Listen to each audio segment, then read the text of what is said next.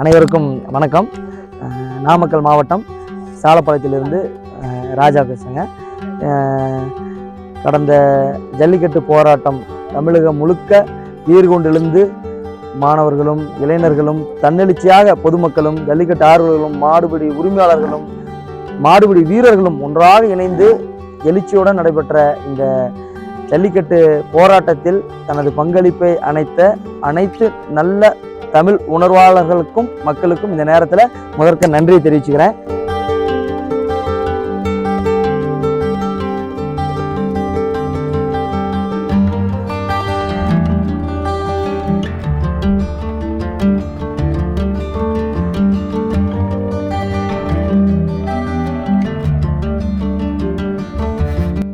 அப்படிப்பட்ட ஒரு ஜல்லிக்கட்டு ஆர்ப்பாட்டத்தில் ஜல்லிக்கட்டுனா என்னன்னே தெரியாம உள்ள வந்து இன்னைக்கு 11 காளைகளை வளர்த்துக்கிட்டு இருக்கிறேன்.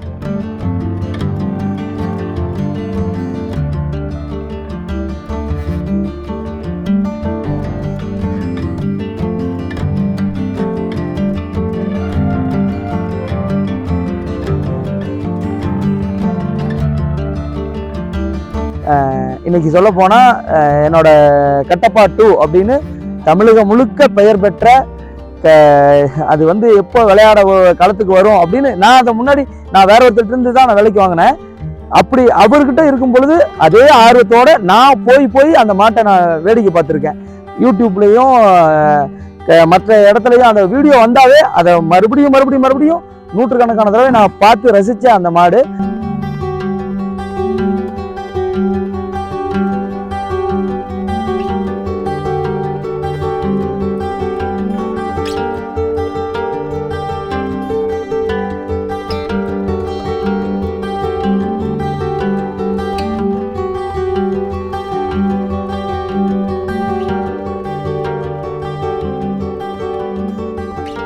அப்படிப்பட்ட ஆசைப்பட்டு அந்த மாட்டை நான் வாங்கினேன். அது என்னுடைய துரதிருஷ்டவசமாக கட்டப்பா 2 அப்படிங்கிற மாடு இந்த மார்ச் மாதம் 2ஆம் தேதி அன்னைக்கு எங்களை எல்லாம் ஒரு மீளாதுயரத்தில் விட்டுட்டு போயிருச்சு.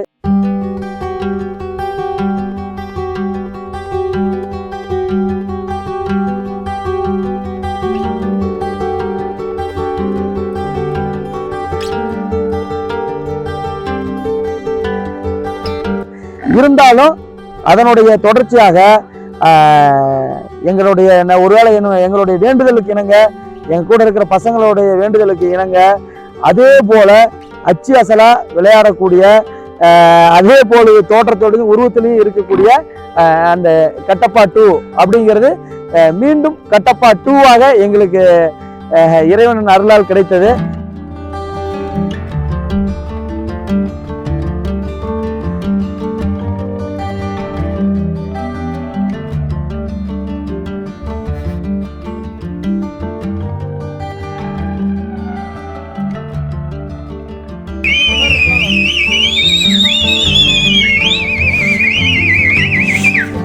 கடந்த ஒரு 40-50 தினங்களாக அந்த பருத்தி கொட்டை அதனுடன் சேர்த்து பச்சை தவிடு, உளுந்தம்புட்டு, துவரம்புட்டு, கோதுமை தவிடு போன்ற விஷயங்களையும் அதுக்கு ஒரு ஊட்டச்சத்தா நல்ல முறையில் கொடுத்து அது காலையில் எழுந்த உடனே ஒரு அரை மணி நேரம் நடைபயிற்சி கொடுத்துட்டு குளம் பார்த்தீங்க அதில் நீச்சல் குளத்தை கொஞ்சம் நேரம் அதை நீச்சல் அடிக்க வைக்கிறது, அப்புறம் மண்ணு கூட்டானில் மாலை பொழுதில் மண்ணு கூட்டானில் அதை குத்த வச்சு பயிற்சி பண்ணுறது, இது போன்ற அப்புறம் வடத்தில் இந்த மாதிரி பசங்களை நம்ம தம்பிங்கெல்லாம் வந்துடுவாங்க அது கூட விளையாடுறது அப்படின்னு பயிற்சி அளிக்கிறோம்.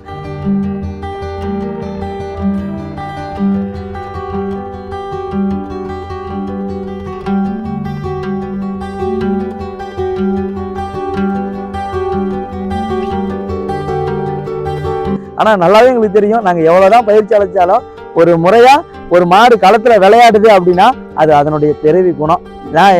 என்னை விட பெரிய ஜாம்பவான்கள் இன்னைக்கு இந்த ஜல்லிக்கட்டு களத்தில் இருக்கிறாங்க. அவங்கள ஒப்பிடும்போது நம்ம வந்து நேற்று இந்த ஃபீல்டுக்கு வந்தவன் தான். அதனால் அந்தளவுக்கு அனுபவம் இல்லை. இருந்தாலும் என் மனசுக்கு பட்டது மாடு வந்து களத்தில் விளையாடுது அப்படின்னா நம்ம கொடுக்குற பயிற்சி இதெல்லாம் நம்மளுடைய மன ஆறுதலுக்கோசரம் நம்மளா நினச்சிக்கிறது தான். அது இதனுடைய பிறவி குணம். அவங்க மாட்டின் உரிமையாளர்கள் வளர்த்துற அவங்க செஞ்ச புண்ணியம் அப்படி கூட வச்சுக்கலாம்.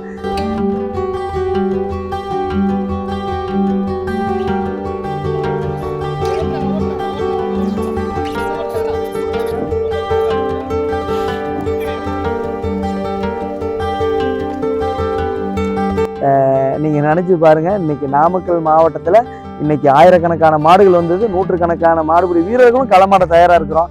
ஆனால் எங்களுக்கு மாவட்ட நிர்வாகம், தமிழக அரசும் கொஞ்சம் ஜல்லிக்கட்டு நடத்துறதுக்கு தடை தொடர்ந்து எங்கள் மாவட்டத்துக்கு கொஞ்சம் சிக்கல் இருந்துக்கிட்டே இருக்குது. இதையெல்லாம் களைஞ்சு எங்களுக்கு, ஆனால் நாங்கள் அதனால் நான் அரசாங்கத்தையோ மாவட்ட நிர்வாகத்தையோ குறை சொல்ல வரல. எங்கள் விழா கமிட்டி மேலேயும் சில தவறுகள் இருக்குது. அதையெல்லாம் பெரிதுபடுத்தாமல் அதையெல்லாம் கொஞ்சம் அந்த தவறை மன்னித்து எங்களுக்கு தயவு கூர்ந்து இந்த ஆண்டு நீங்கள் அனுமதி கொடுங்க. எங்களுடைய உச்சபட்ச பங்களிப்பை நாங்கள் அந்த ஜல்லிக்கட்டு நடத்துறதுக்கு உண்டான இதை கொடுத்துட்றோம். தொடர்ந்து 3 ஆண்டுகளாக இந்த ஜாலப்பாளையம் மண்ணில் ஜல்லிக்கட்டு நடத்துறதுக்கு நான் போராடிக்கிட்டு இருக்கிறேன். இந்த வருஷமும் மனு கொடுத்துட்டு வந்திருக்கிறேன். நீங்கள் ஒரு முறை எங்களுக்கு அனுமதி அளிக்கும் விதத்தில் நாங்கள் கண்டிப்பாக அரசின் விதிகளுக்கு உட்பட்டு எவ்வித இடையூறும் இல்லாமல், சட்ட ஒழுங்கும் பாதிப்பும் இல்லாமல் முறையாக இந்த ஜல்லிக்கட்டை நடத்த தயாராக இருக்கிறோம். இந்த நேரத்தில் இந்த தமிழக அரசிடமும் நாமக்கல் மாவட்ட ஒரு வேண்டுகோளாக வைக்கிறேன். ஜாலப்பாளையம் மட்டும் இல்லை, அது இன்னைக்கு நான் புதுசாக கேட்குறேன்.